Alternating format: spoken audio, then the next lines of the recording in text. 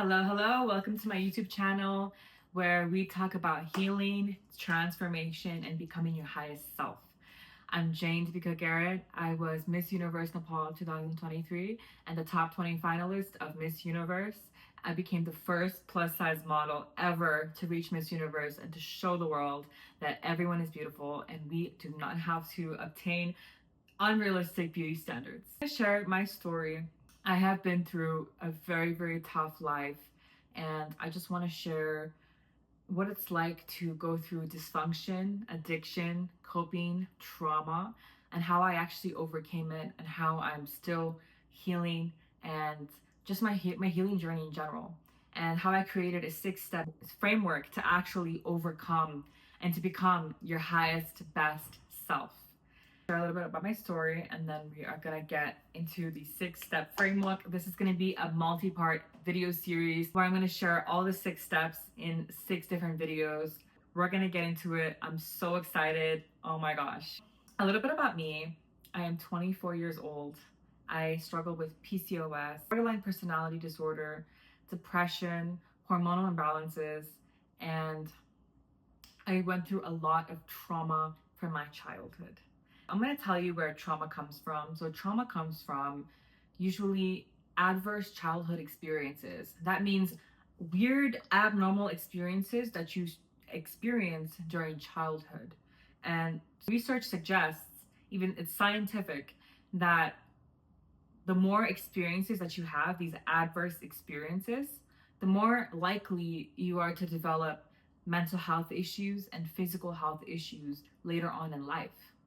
And I was one of those people that I didn't get lucky. I didn't get an amazing childhood, and that's okay. But I'm here to share my story because I want to give you guys hope and to show you a way out, because it is possible to heal.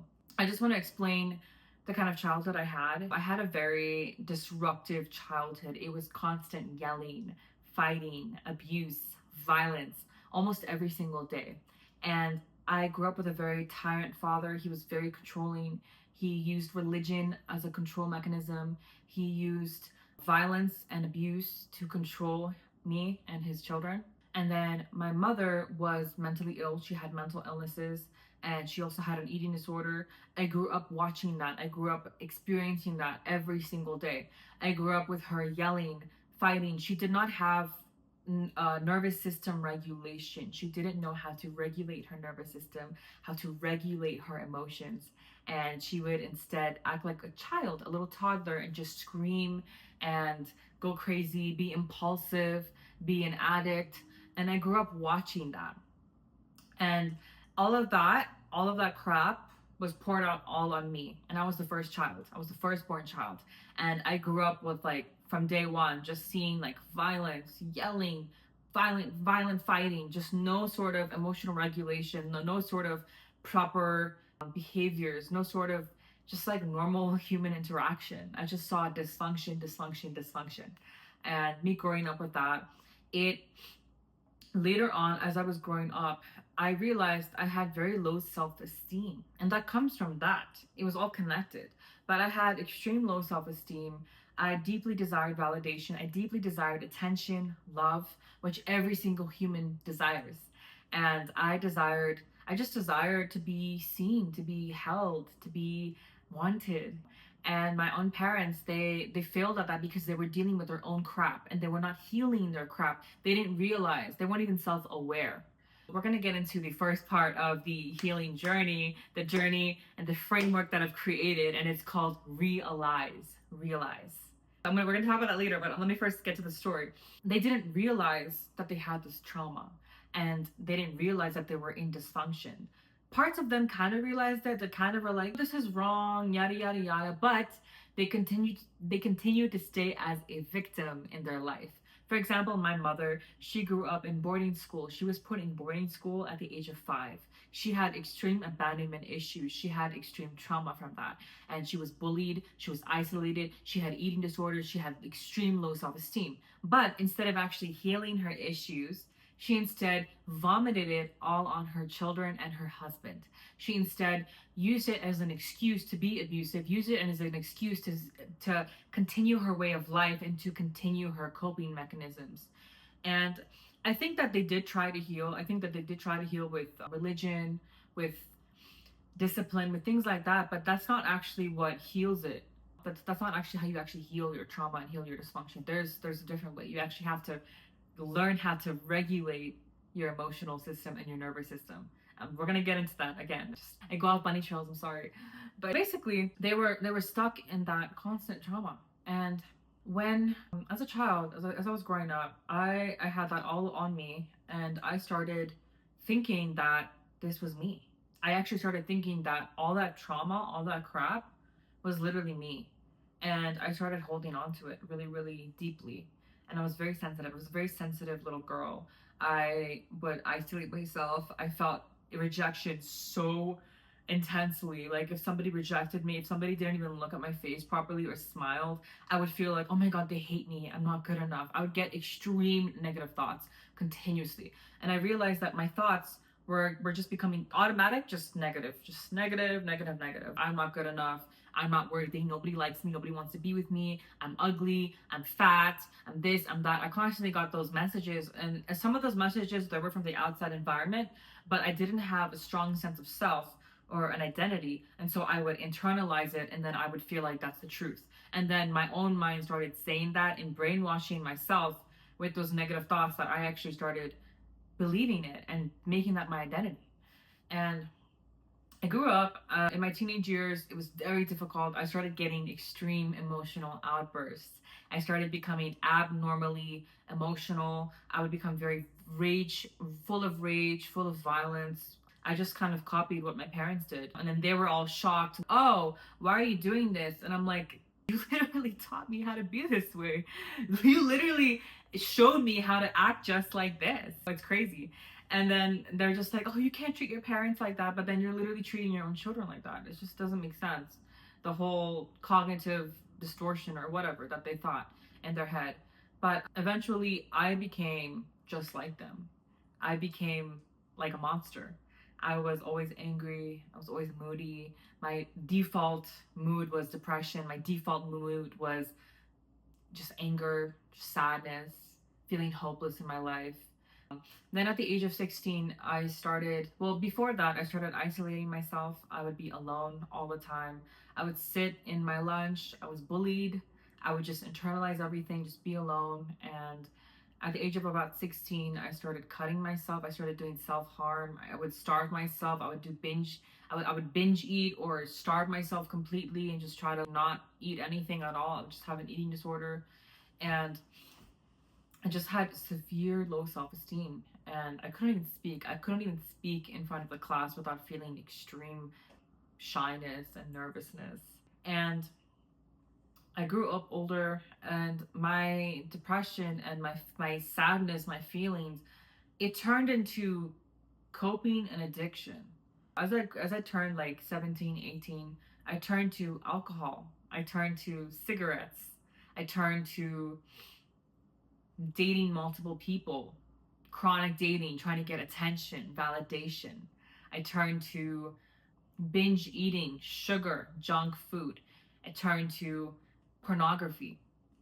And all of these things just to basically fill the void that I was feeling for so many years. Just that void that emptiness, that void that I wasn't good enough, that whatever that those negative feelings were, I just kept just trying to numb the pain, just numb all these negative feelings, numb this hopelessness, numb this anger, this resentment, this bitterness, this pain, this hurt. I would just try to numb it, and with anything. And if I stopped one addiction, I would go to another addiction. If I tried another addiction, I'd go to another. It's just constant addiction, addiction, addiction. My nervous system was just constantly looking for the next fix, the next addiction. And a lot of traumatic things happened to me. My parents were very controlling. They tried to control everything. I couldn't even like leave the house for some time. I was like 19 years old. They took my phone away. They were just very like extreme parents. And it really led me to be very rebellious, very angry, very resentful, I would internalize a lot of the pain. I would take it out on them, but I would also internalize it towards me. And so I didn't know how to regulate my emotions. I didn't know how to actually heal. I didn't know actually how to have any sort of healthy self-esteem. And I would start hurting myself because I just wanted relief. I just wanted to stop feeling pain. I would try to commit suicide. I would go on multiple suicide attempts. I would exhibit extreme reckless behavior. I was extremely out of control, just yelling, screaming, just completely just going to impulsive reckless behavior to numb the pain. I struggled with disassociation. I'm going to talk about these symptoms in more detail in another video. But later I found out that I had borderline personality disorder. And this disorder is basically learned behavior that you learn as a young child. When you come from a very dysfunctional home, when you come from a home with trauma, with parents that don't know how to regulate their emotions, with people that are abusive themselves, a lot of the times, some people, some children, later on, they can develop this disorder. And it's basically just you don't know how to behave in a normal way. And you have learned how to behave in an unnatural way, a disordered way. Your personality is disordered where it's not society standards. It's not according to society standards. It's not according to a normal interaction with people and relationships. And this disorder basically has a pattern of unstable relationships, an extreme fear of abandonment, a very distorted sense of self, and low self-esteem, reckless behavior, impulsivity, anger. There's more symptoms as well, but again, I'll go into that in another video. And so I actually had that disorder for years. I was diagnosed with that at the age of 19, officially, I think 18 or 19. And because I realized like something was wrong with me, because my default was just to go binge eat, go smoke cigarettes, go shove alcohol, go be just binge, just cope in any way for my pain. I didn't know how to healthily cope with my pain and all the trauma that I went through. And it was a very difficult time. Since childhood, from like the first 20, I would say the first 23 years of my life, it's very difficult up until it was just constant dysfunction. My parents would constantly yell, fight, scream, disrespect each other, no sense of respect, no sense of healthy relationships. And I never learned that. And I never learned how to actually make friendships, how to make stable relationships, how to have loyalty, how to have respect. I never learned how to do any of those things. And my default was just scream, yell, panic, go cope go smoke some weed, go date somebody, go just whatever, anything to just numb the pain. And at around 2022, I attempted multiple times to kill myself, but this time it was like extreme because I overdosed on 30 pills, drugs, whatever. I just took a bunch of random pills, just random pills. And I was hospitalized for 5 days, and it was just very, very painful. But that time I realized I had a vision of who I'm supposed to be, of the person I'm supposed to be, and that I'm supposed to share my story to people so that they can have hope, that they can heal, that they can learn how to heal, that you don't have to stay this way.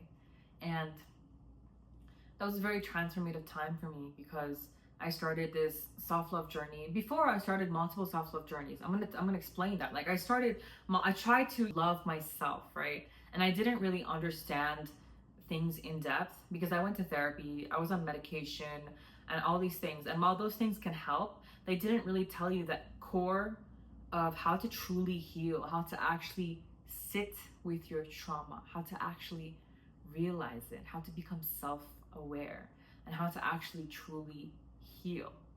And truly healing comes from something else. It's not from just taking a bath, putting makeup on, feeling confident on the outside. That's not true healing. True healing comes from deep inside your brain, your nervous system, your emotion. It's not just journaling, it's not just bubble baths, bath salts, candles. That's not crystals. That's not true healing. That's just surface level. And I had to realize that I only started realizing that like about a year ago actually, because Before that, it was all surface level, trying to heal on the surface level, still trying to get validation from the external environment, still trying to get something to be seen, to be heard from the external environment, not from inside, not from God. I tried to take my life, and I started a self-love journey, and it was, again, more surface level, but it was kind of helping me. I was going to the gym. I was trying to feel more confident in myself. At this time, I was also diagnosed with PCOS. And another interesting thing is that mental health issues and physical health issues are related. Substance abuse disorders is related to mental health issues. All these psychiatrists, psychologists, they all do these fancy words, but I'm just going to tell you plainly and just explain it in an easy way that when you have trauma as a childhood, when you're in dysfunction, when you grow up in chaos, in craziness, right? When people don't teach you how to actually regulate your emotions, regulate your nervous system, feel safe in your environment, then your brain turns on yourself, right? And your brain is trying to protect you, but your brain and your nervous system actually tries to protect you in a way that's not really protecting you, but it thinks it's protecting you. And you basically start to cope. You start to go into addictions.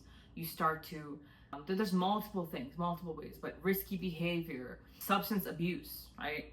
Binge eating, weight gain, right? That's all trauma. That's all an exhibition and a symptom of trauma. That's all it is. If you are your highest self, if you are your most healed self, do you think you'd be addicted to substances? Do you think you'd be addicted to binge eating, to coping, to just checking out? No. If you were your most healed, truest, highest self, you'd be free. You don't need any of that. You'd be resilient, strong, brave, bold, pure. I had so much shame because I hated myself for so long. I hated myself because first I had trauma from my parents. First, my parents gave me trauma. They vomited all their crap on me, their generational curses, the generational trauma. It was all vomited all over me, all that constant chaos, that pain. But then I started doing it to myself, and it wasn't my fault, and I didn't know better. But I had to take responsibility for what I did to myself, because I did a lot of damage to my body. I created a lot of issues to my body. All that binge drinking, all that binge smoking, all the binge eating, the chronic dating, seeking constant validation, doing whatever I could, a constant just pain. All of those coping mechanisms that I used in turn damaged my body. I gained so much weight. I had extreme PCOS symptoms. I had arthritis and bone pain. I had extreme relationship issues. My relationships were affected. I wasn't able to have healthy relationships, friendships, actually connect with people on a healthy level.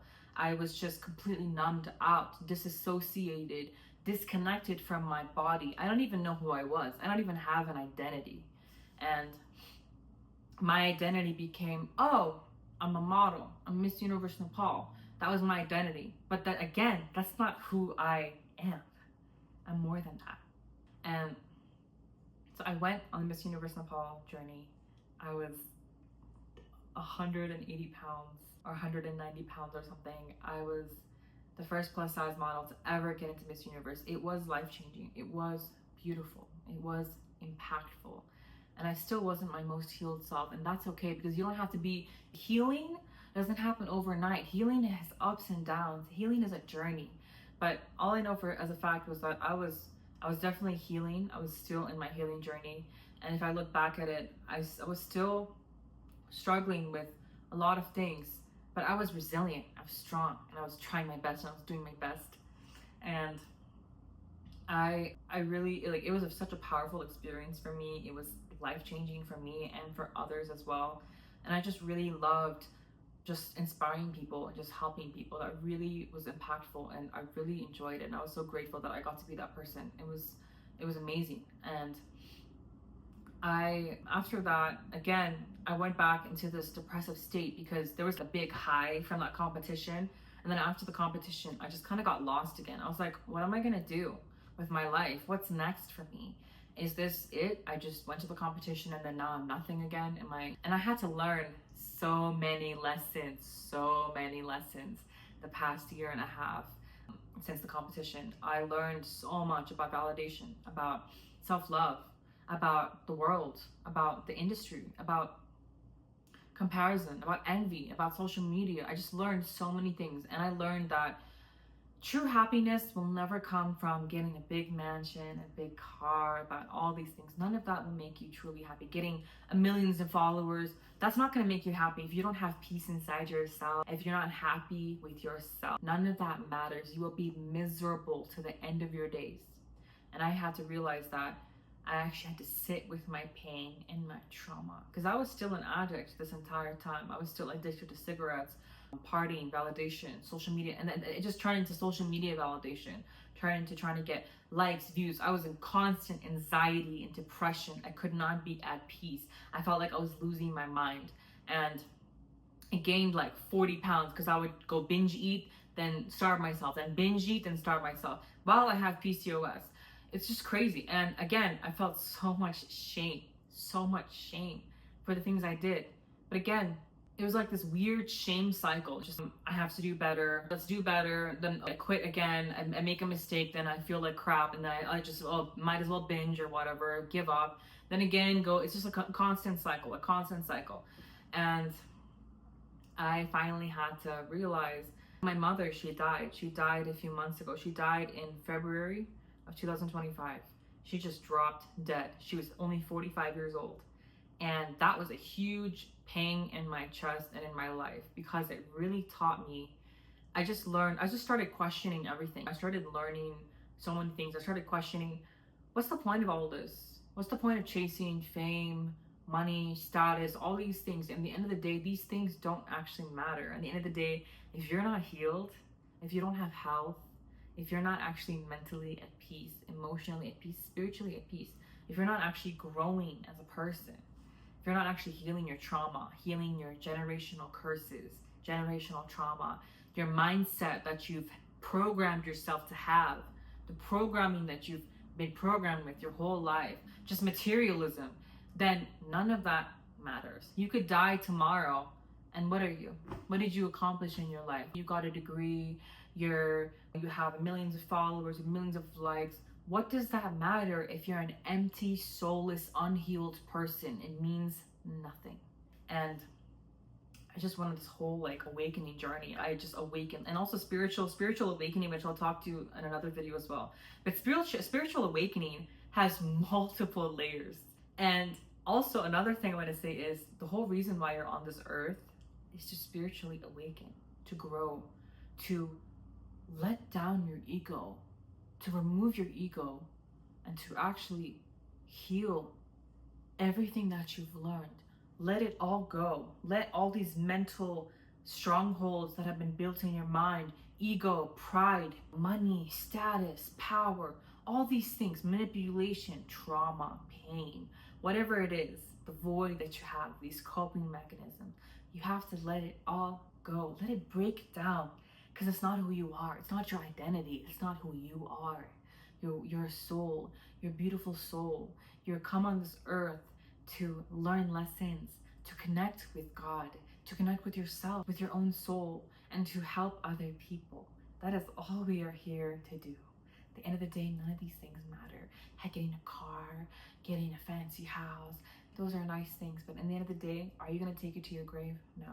Are you going to learn anything from that? You're going to get happiness for 5 minutes, and afterwards, what's going to happen? You're going to be wanting more and more and more. And that's our flesh. That's our fleshly 3D bodies desires. We desire constant hedonism, more and more and more. But at the end of the day, we're supposed to learn how to let all of that go and pursue peace, pursue happiness, pursue joy, pursue love. I went on this deep spiritual awakening journey. And again, spiritual awakening again is healing. It's all coincided, because spiritual awakening, healing, becoming your highest self-awareness, it happens in waves, it happens in layers. It doesn't just happen one time and then you're done, boom, gone. No, it comes there's multiple layers, there's multiple, it's like an up and down wave. It's like a my mother died, my grandfather died, my grandmother died. I started questioning the reality of life, the point of all of this, and I realized a lot of things. I realized like my mother, all of her issues, she struggled with panic disorder, she had borderline personality disorder, she had OCD, she had panic, I think I said panic disorder, she had severe anxiety, and none of that was healed because she chose not to do the work. She chose not to actually heal it. She chose to just be complacent and let herself rot away. And one thing I've noticed is that as humans, and it's really weird, it's a really interesting concept, but as a human, if we, like our brain, literally every single day, we have to either rise higher, train our brain to become better, our body and our brain, we have to exercise, take care of ourselves, drink water, eat healthy. Like these little daily habits every single day, they either make or break you. They either build you up or tear you down. They're either killing you slowly or sustaining you and helping you grow and heal. And my mother, she wouldn't exercise at all. She was extremely obese. She was extremely unhealed. She was still till the age of 45, she was still very just broken. She was a gambling addict. She gambled away all of her money. She would just shove junk food. She would shove insulin afterwards. Just no sense of self-control, no sense of discipline, no sense of healing, no sense of awareness.